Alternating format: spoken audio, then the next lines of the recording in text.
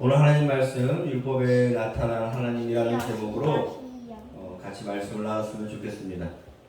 오늘 본문 말씀에 보면 아시겠지만 하나님이 이 모든 말씀으로 말씀하십니다. 그 모든 말씀으로 말씀하시면서 내가 너를 애굽 땅 된 종 되었던 곳에서 인도하여 냈다라고 얘기합니다. 애굽 땅 종 되었을 때에 이스라엘 백성들은 누구의 소유였습니까? 애굽 왕 바로의 소유였습니다. 그런데 그 바로의 소유였던 너희들을 인도하여 데려왔다라는 것은 이제는 누구 거다? 하나님 것, 내 것이다 라고 표현하는 겁니다. 애굽 땅에서 애굽 땅의 노예였을 때는 누구의 법칙을 따르면 됩니까? 애굽의 법칙을 따라 살면 되는 겁니다. 간단하죠? 자, 그런데 이제는 하나님의 것이 되었기 때문에 하나님의 백성이 되었으면은 이제는 누구의 법을 따라야 하는 겁니까? 하나님의 법을 따라야 합니다. 간단합니다. 그 하나님의 법을 따라라 라고 얘기하면서 말씀하시는 것, 즉 이 하나님의 법을 따를 수 있도록 얘기하는 게 무엇일까요? 그게 율법이라는 겁니다. 우리는 하나님에 대해서 잘 알지 못합니다. 왜냐하면 하나님은 자기 자신을 드러내셔야 되기 때문입니다. 하나님이 자기 자신을 드러내셔서 내가 이러이러한 사람이다 라고 얘기해 주는 걸 우리는 계시라고 하는데, 그 계시를 통해서 우리는 하나님을 잘 알 수 있는데, 그것 중에 가장 성경에서 우리가 쉽게 접근하고 가장 잘 알 수 있는 것이 바로 율법이라는 겁니다. 하나님이 우리들에게 너는 이렇게 살았으면 좋겠다. 나는 이러이러한 걸 좋아해. 나는 이렇게 하는 걸 싫어해. 라고 이야기하는 게 바로 무엇이라고요? 율법이라는 겁니다. 대표적으로 우리는 율법 하면은 10계명을 많이 생각하는데, 출애굽기 20장에 나오는 10계명을 많이 생각하는데요. 출애굽기 20장부터 23장까지가 율법에 하나님이 이런 걸 하고 이런 걸 하지 말라고 얘기하는 율법으로 가득 찬 내용입니다. 거기에 나와 있는 율법이 총 몇 가지냐면은 613가지입니다. 이스라엘 백성들은 10계명만 따로 떼어가지고 10계명이 제일 중요하다 이런 게 아니라 10계명만큼 이 하나님이 나온 613가지의 모든 율법 조항들이 다 어떻게 하다? 귀하다라고 얘기할 정도로 이 율법에 대해서 열심이었는데, 이 613가지의 뜻을 그냥 쉽게 우리 인생들에게 대표적으로 요약해놓은 게 10계명이라고 그러면은 그 10계명을 자세하게 세세하게 풀어헤쳐 놓은 것이 바로 출애굽기 20장에서 23장까지 나타난 613가지의 율법이라고 할 수 있겠습니다. 우리는 왜 이 율법을 잘 듣고 잘 알아야 하냐? 하나님과 같이 살려고 그러는데, 하나님 예를 들면 그런 겁니다. 룸메이트를 구하는데, 같이 살 사람 룸메이트를 구하는데, 그 사람이 자기랑 같이 살려면은 자기 어떤 기준이 있을 거 아닙니까? 안 그래요? 예를 들면 우리 집에서는 밖에 나갔다가 오면은 손발을 깨끗하게 닦아야 됩니다. 그리고 우리 집 애들은 언제 혼나냐면은 공부를 못했을 때 혼나는 게 아니라 예의가 없을 때 혼납니다. 그러면 이 집은 대충 어떤 생각을 갖고 살고 어떤 걸 중요시 여기는구나 라는 걸 알 수 있잖아요. 이런 역할을 한다는 겁니다. 하나님이 룸메이트 같이 살 사람을 구하는데, 너희들 요거는 괜찮고 요걸 하면 안 돼 라는 걸 들어서 알 때에 하나님이 어떤 분이시구나 라는 걸 알 수 있다는 겁니다. 우리 오늘 이 시간에는 그 613가지 율법을 다 살펴볼 수 없으니까 출애굽기 20장과 21장에 나타난 제단에 관한 법, 그리고 노예에 관한 법, 그리고 피해 보상에 관한 법, 요거 3개 가지고 하나님은 어떠한 것들 중요하게 여기시는구나 라는 것을 한번 같이 묵상하는 시간이 되었으면 좋겠습니다. 먼저 출애굽기 20장에 나타난 제단에 관한 법을 한번 볼까요? 우리 같이 한번 읽어보겠습니다. 20장 24절부터 26절입니다. 시작. 내게 포단을 쌓고 그 위에 내 양과 소로 내 번제와 화목제를 드리라. 내가 내 이름을 기념하게 하는 모든 곳에서 내게 임하여 복을 주리라. 내가 내게 돌로 제단을 쌓거든 내가 내게 돌로 제단을 쌓거든 다듬은 돌로 쌓지 말라. 내가 정으로 그것을 쪼면 부정하게 함이니라. 너는 층계로 내 제단에 오르지 말라. 내 하체가 그 위에서 드러나게 함이라. 자, 이 말씀을 들으면은 여기에 대해서 많은 해석이 있지만은 대표적으로 이제 해석하는 것 중에 하나가 돌로 정을 쪼개는 것에 대해서 무엇이 생각나게 합니까? 돌을 정으로 쪼개서 반듯하게 다듬어서 뭔가 쌓아 올리는 것. 그리고 그 나라가 지금 애굽에서 나온 아이들입니다. 어떤 거 생각납니까? 대표적으로 피라미드 생각나지 않으십니까? 즉 다듬은 돌을 정으로 쪼개는 것, 이 모든 것들은 어떤 애굽의 문화를 가지고 와서 그 애굽의 제단을 쌓는 것을 따라하게 된다는 것을 우려하는 목소리라는 겁니다. 이 피라미드를 쌓는 순간 어떻게 되냐면은 사람이 건물을 사용해야 되는데 그러지 않습니까? 사람을 위한 건물이 지어져야 되는데 그 건물을 위해서 사람이 어떻게 됩니까? 노예로 변합니다. 다시 한번요. 그 피라미드를 쌓게 되는 순간 사람이 이용하는 내 편의를 위해서 사람을 위해서 존재하는 건물이 아니라 그 건물을 위해서 사람이 존재하게 되고 그 건물 때문에 사람이 희생하게 되고 그 건물 때문에 사람이 노예로 전락하게 되고 그 건물이 하나의 우상이 되어버립니다. 애굽이 그런 문화입니다. 파라오의 영광을 위해서, 바로를 위해서 그 피라미드를 쌓게 되고 웅장한 건물을 쌓기 시작하니까 누가 죽어나갑니까? 노예들이 죽어나가는 것. 인간이 노예가 되는 문화. 저는 교회를 짓는 것, 대형교회 건물을 크게 짓는 것에 대해서 반대하지는 않습니다. 우리는 예배당이 필요합니다. 그런데 건물을 지을 때 제 생각은 나는 이 건물을 왜 필요로 하는지, 지금 우리의 사람들이 몇 명이고 이 몇 명이 이렇게 쓰려면 이 정도의 건물이 있어야 되고 그 건물을 통해서 뭐 하려고 짓는다 라고 이야기하는 거는 괜찮다고 생각합니다. 필요하니까요. 그리고 거기에 맞는 자금이 동원력이 되면은 지을 수 있죠. 그런데 어디에 반대하냐? 교회를 지으면서 하나님의 영광이다 라고 얘기하는 건 반대한다는 거예요. 교회를 지으면서 하나님이 기뻐하시는 것이다 라고 얘기하는 건 반대한다는 겁니다. 왜요? 오늘 제단에 나온 하나님의 율법을 보니까 뭐라 그러세요? 오히려 그런 것들을 짓는 것에 과도하게 몰입하는 것에 대해서 하나님 뭐라 그래요? 차라리 그럴 바에는 뭘 지어라? 너희에게? 그렇게 말씀하시잖아요. 하나님이 그럴 바에는 차라리 토단을 쌓아라. 토단이 뭡니까? 토단이 흙으로 단을 쌓아도 된다 안 된다? 된다는 겁니다. 다만 내가 내 이름을 기념하려고 내 이름을 둔 곳에는 무엇이 이루어질 수 있다? 예배가 이루어질 수 있다는 겁니다. 자꾸 어떤 예배의 건물을 웅장하게 지으면서 하나님의 영광, 하나님이 하셨어요라고 얘기하기 시작하면은 토단을 쌓으라고 얘기하신 하나님을 우리는 배울 수 없게 된다는 겁니다.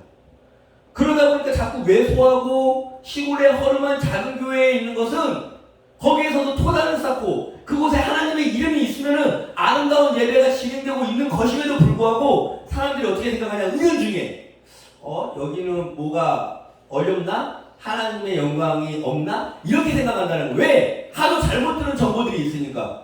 교회를 의리하게 지은 것만, 예배당을 크게 지어서 성공하게 보이는 것만 하나님이 기뻐하시고 하나님께 영광이 된다는 식으로 잘못 듣다 보니까 하나님의 마음을 오해하다 보니까 정말로 토단을 쌓고 그곳에서 예배를 드리는 사람들을 우리는 잊어버리게 된다는 겁니다. 수많은 종교들이, 이방 종교들이 자기의 신을 위해서 인간을 소모품으로 전락시키는 것, 그것이 바로 이방 종교의 특징인데 하나님은 그렇게 하지 말라는 겁니다. 거대한 피라미드 같은 곳에서 높이 층층이 쌓아 올린 곳을 올라가기 시작하면은 그 높은 제단에서 멋있게 하나님을 위해서 예배를 드리는 그 단을 높이 쌓는 것, 그게 멋있는 게 아니라 오히려 하나님 뭐라 그럽니까? 층계로 제단에 올라가지 마라. 무엇이 드러난다? 네 하체만 드러난다는 겁니다. 오히려 더 추한 곳이, 높은 곳이 추한 곳이 될 수 있다는 걸 이야기하신다는 겁니다. 그래서 다시 한번 말합니다. 정말로 큰 예배당이 필요한, 인간의 어떤 필요에 의해서 건물이 필요한 상황인지 아니면은 돌에 정을 내어서 피라미드를 짓는 상황인지 우리가 이것을 잘 분별해야 된다는 겁니다. 왜냐고요? 하나님은 제단에 정을 내어서 돌을 쌓는 것을 좋아한다, 싫어한다? 싫어하신다는 겁니다. 그래서 우리가 이렇게 하지 말라고 하는 하나님의 율법을 보고 들을 때에 무슨 하나님을 배울 수 있습니까? 토단에서도 아름답게 예배를 드리는 방법. 정말로 어려운 곳에서도 힘들게 적은 숫자와 함께 예배를 드리는 것. 정말로 지금도 저기 어려운 해외 곳곳 근처에서 도처에서 정말로 예배당은커녕 어디 집도 절도 없이 길바닥에서 드리는 예배 가운데 하나님이 함께 하실 수 있다는 걸 우리는 배워야 한다는 겁니다. 그래서 우리가 이 율법을 아는 것이 얼마나 중요한지 우리 스스로가 오늘 이 말씀을 통해서 잘 묵상했으면 좋겠습니다. 다음으로 21장에는 종에 관한 법이 나옵니다. 종에 관한 같이 한번 읽어보겠습니다. 시작. 내가 히브리 종을 사면 그 6해 동안 섬길 것이요 7째 해에는 몸값을 물지 않고 나가 자유인이 될 것이며. 자, 이 율법을 하나님이 주신 이유, 이 율법에 대한 하나님의 마음은 또 무엇일까요? 중요한 것은 어떤 이유로 종이 되었는지는 모르겠지만은 하나님은 그 사람이 평생 동안에 종의 신분으로 사는 것을 원합니까? 원하지 않으십니까? 원하지 않으십니다. 7째 해 되는 해에는 그 종이 어떻게 된다? 무조건 몸값을 물지 않고 자유인이 된다라는 겁니다. 우리는 쉽게 생각할 수 있습니다. 그러면 노예제도를 없애면 되지 않냐?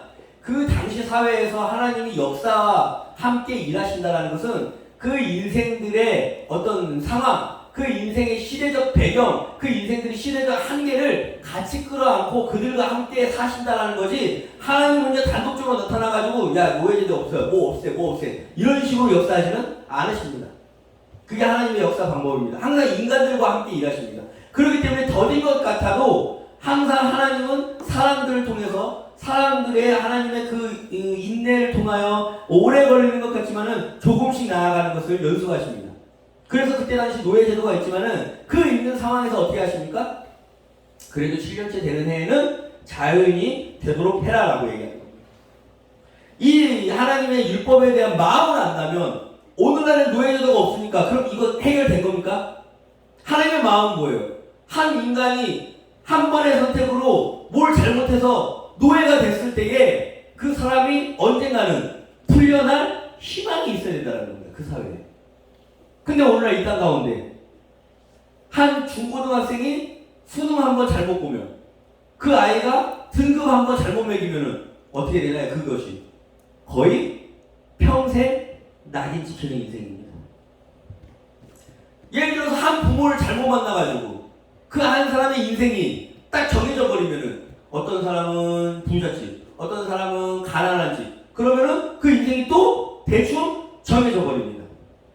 어떤 나라에 태어나는 거에 따라서 그 사람의 인생이 또 대충 정해져 버립니다. 우리는 하나님을 믿고 하나님의 나라를 꿈꾸며 하나님의 나라를 선포하는 사람들입니다. 그리고 하나님의 율법을 지키는 사람들입니다. 그런 사람들이라면은 오늘날 이런 세대, 이런 세태 가운데 우리가 해야 될 일이 무엇일까요? 정말 7째 해에는 그 사람이 몸값을 지불하지 않고 자유인으로 풀려나는데 그 율법이 오늘날 21세기에도 어떻게 하면 적용될 수 있을까? 이런 하나님의 마음을 고민하고 한번 이것이 기도 제목이 되어서 우리들 가운데에 예배로 이어질 수 있는 그런 마음이 이어졌으면 좋겠습니다. 그 다음으로 21장에는 피해 보상에 대한 법이 나옵니다. 피해 보상에 대한 법. 다시 한번 읽어볼까요? 시작.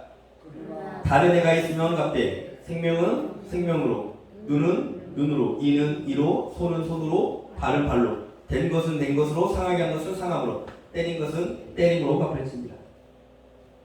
사실 이 말씀을 보면 사람들이 사랑의 하나님, 자비의 하나님 이런 것과 약간 거리가 먼 것처럼 느껴집니다. 복수의 하나님처럼 보이기도 합니다. 그런데 그때 당시에 법이라든지 경찰이라든지 이런 것들이 잘 갖춰져 있지 않은 어떤 원시 부족의 상황에서 그 부족 간의 전쟁을 보면은 어떻게 시작하냐면 한 부족이 다른 부족의 소를 훔쳐갑니다. 그러면 소가 훔쳐가니까 이 사람들이 어떻게 해요? 화가 나죠. 그럼 그 훔쳐간 부족을 가서 다시 한번 소를 훔쳐오는데 한 마리를 훔쳐갔으면 한 마리만 훔쳐오면 되잖아요. 근데 이제 한 마리만 훔쳐올까요? 인간이? 10마리를 훔쳐옵니다. 그러니까 이 복수가 더 붙어요. 막 가중치가. 한 마리를 훔쳐왔는데 10마리를 훔쳐가요. 그러면 더 화가 나요. 그쪽 부족은. 그러면서 어떻게 해? 이번에는 가서 그 10마리 가져간 놈을 때려 죽입니다. 그럼 때려 죽이니까 더 화가 나가지고 이번에는 가서 그 때려 죽인 사람 한 명만 죽일까요? 아니죠. 그 가족을 다 때려 죽입니다. 그러니까 이제 어떻게 돼요? 부족 간의 전쟁이 시작됩니다. 즉, 이 말씀은 뭐냐면 그때 당시에 그 상황에서 가장 공평하고 가장 정직하게 해결할 수 있는 방법인 겁니다. 눈에는 눈, 그냥 복수를 갖다가 계속 가중치가 붙어가지고 점점 걷잡을 수 없이 커지는 상황 속에서 그런 일을 방지할 수 있는 것 뭐예요? 그거 하나에 가져갔으면 그거 하나만 가져가고, 그거 하나만 때렸으면은 너도 고기 하나만 때리고, 눈 하나만 맞았으면은 눈 한 구석만 때려. 이거는 어떤 거예요? 하나님의 공평하신 하나님을 보여줄 수 있는 가장 좋은 법이라는 겁니다. 지금 우리가 21세기에 어떤 법이 잘 돼 있고 경찰이 잘 갖춰져 있는 시설, 그런 나라에서 살다 보니까 이게 오히려 좀 더 복수적인 것 같고 야만적인 것 같다 보지만은 아니죠. 그때 당시에는 이게 가장 적절하게 공평한 판결을 가져올 수 있는 거라는 겁니다. 그러니까 이 말씀은 무슨 하나님을 얘기하는 거예요? 어떤 판단에 있어서 무슨 하나님? 공평한 하나님. 그럼 오늘날에는 이거 정반대죠. 오늘날에는 범칙국가라고 하지만은 보세요. 어느 날 분식집에서 라면을 훔치고 동전통 2만 원을 훔쳐간 사람이 선고를 받았습니다. 몇 년형을 받았을까요? 3년 6개월을 받았습니다. 돈 2만 원과 라면 10개 훔친 사람, 배고파서 3년 6개월이요. 진짜 실형 받았습니다. 자, 그러면은 돈전통 2만 원하고 라면 10개면 한 3만 원 훔쳤다고 치고, 그러면 30만 원 훔친 사람은 이 법대로라면 36년을 살아야죠. 300만 원 훔친 사람은 360년을 살아야 돼요. 그러면 300억을 훔친 사람은 어떻게 되는 겁니까?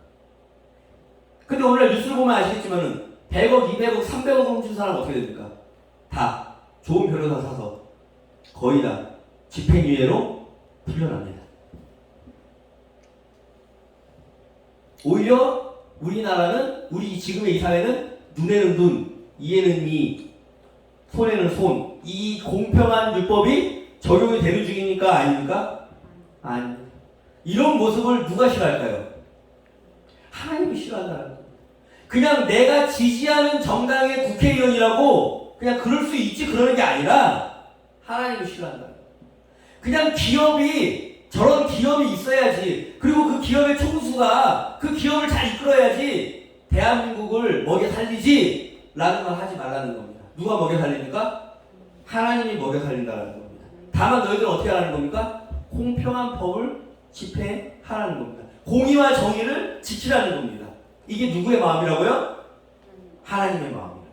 피해 보상에 관해서 하나님이 더 재밌는 것을 얘기하십니다. 이거 한번 읽어볼까요? 시작. 소가 남자나 여자를 받아서 죽이면 그 소는 반드시 돌로 쳐서 죽일 것이요 그 고기는 먹지 말 것이며 임자는 형벌을 면하려니와. 29절. 소가 본래 받는 버릇이 있고 그 임자는 그로 말미암아 경고를 받았을 때 단속하지 아니하면 남녀를 막론하고 받아 죽이면 그 소는 돌로 쳐 죽이고 누구도 죽입니까? 그 임자도 쳐 죽여라. 무슨 말씀입니까? 그 소가 원래 사람 죽이는 버릇도 있고 사람들이 경고도 했는데 그 주인이 관리 감독을 안 하면 어떻게 해라? 그 주인도 죽이라는 거예요. 오늘날 뉴스를 보면 알겠지만은 아무도 책임지지 않는 사고가 있습니다. 비정규직으로 일하는 사람들, 안전장치가 돈이 비싸다는 이유로 장치를 해놓지 않아서 일하다가 산재로 죽는 사람이 엄청 많이 있습니다. 대표적인 사건 중에 삼성 백혈병 사건이라고 혹시 아십니까? 2007년도에 일어난 사건인데 영화로도 만들었습니다. 삼성 반도체를 만들면은 온갖 화학약품을 뒤집어 쓰기 때문에 안전장치도 중요하고 그 화학약품이 나오는 그 라인도 되게 안전장치를 비싸게 해놔야 됩니다. 그런데 노후된 1호부터 3호 라인에 일했던 사람들 10명이 2005년에 연속으로 10명이 그 라인에 일했던 사람이 연속으로 백혈병에 걸립니다. 밝혀진 사람은 10명이지 뒤에서 삼성하고 합의 봐가지고 그냥 나는 이거 산재 처리 안 할게요 한 사람은 더 많습니다. 그런데 이 싸움이 2007년부터 시작됩니다. 끝까지 인정을 안 하죠. 삼성은 아무도 책임지지 않죠. 그런데 거기에 대해서 10명이 죽어나갈 정도로 경고가 되고 그렇게 안전시설이 미비하다라고 경고를 하고 그렇게 사람들이 이렇게 희생하고 있다라고 사람들이 죽어가고 있다라고 얘기를 했을 때 하나님의 율법에 따르면 누가 죽어야 됩니까? 그 책임자는 더 올라가서는 그 기업의 회장이 만약에 죽는다면 그 10명이 죽을 때까지 그거 안 고치고 놔뒀을까요? 고쳤겠죠. 고쳤겠죠. 2007년까지는 노동자의 인권이 그렇게 좋지 않았습니다. 언제 최종 합의가 되냐?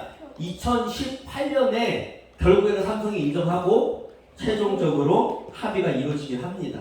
그런데 그때까지 백혈병에 걸린 사람들은요 다 죽었죠. 다 죽었죠.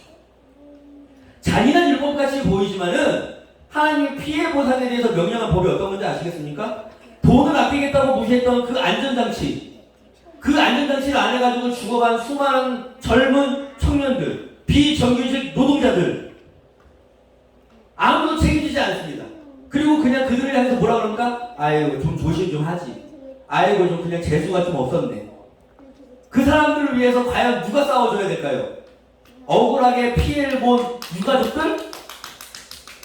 그 유가족들만 그냥 자기 자식 죽은 것도 속상해 죽었는데 힘들게 정부와 기업을 상대로 싸워야 되는 겁니까? 아니면 그 경고를 해서 소가 그 사람을 죽이면은 그 소의 임자도 죽여라 라고 그런 율법을 만들었던 하나님을 믿는 우리 주의 백성들이 싸워줘야 되는 겁니다. 오늘 믿지 않는 사람들은 교회를 어떻게 생각할까요? 잘 생각해 보세요. 믿지 않는 사람들은 교회 다니는 사람 그러면 어떤 생각을 하고 있을까요?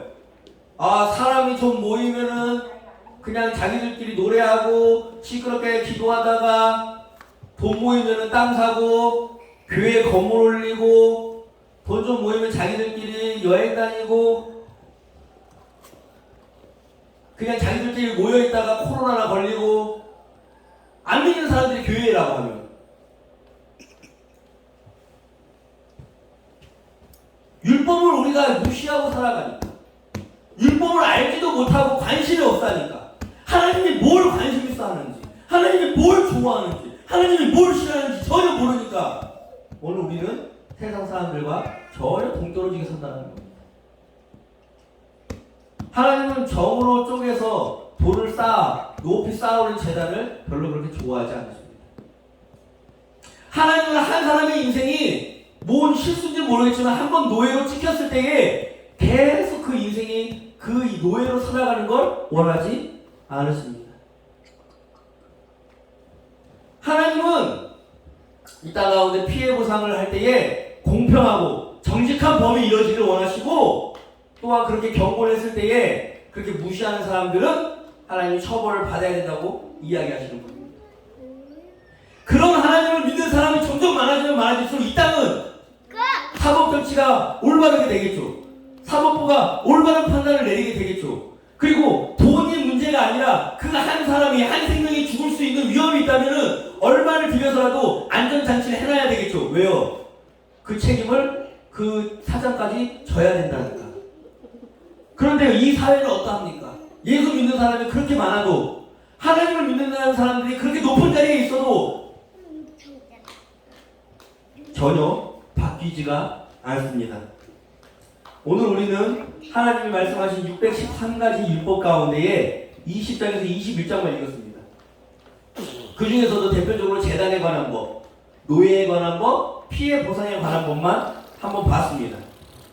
이 조금만 봐도 하나님이 어떤 것에 관심이 있으신지, 하나님이 어떤 하나님인지를 우리가 이렇게 풍성하게 아는데 정말로 이런 하나님을 제대로 믿고 섬기는 하나님의 백성이 많아진다면 이 땅 가운데 하나님의 나라가 이루어질 수 있습니다. 우리 이 말씀을 믿고 이 말씀을 듣고 정말로 이제 하나님이 무엇을 좋아하고 무엇을 싫어하는지 깨달아 아신 우리 성도님들은 하나님의 율법을 지키며 이 땅을 하나님의 나라로 바꿔가는데 힘을 내며 살아갈 수 있는 우리 성도님들이 되시기를 기도합니다. 기도하겠습니다.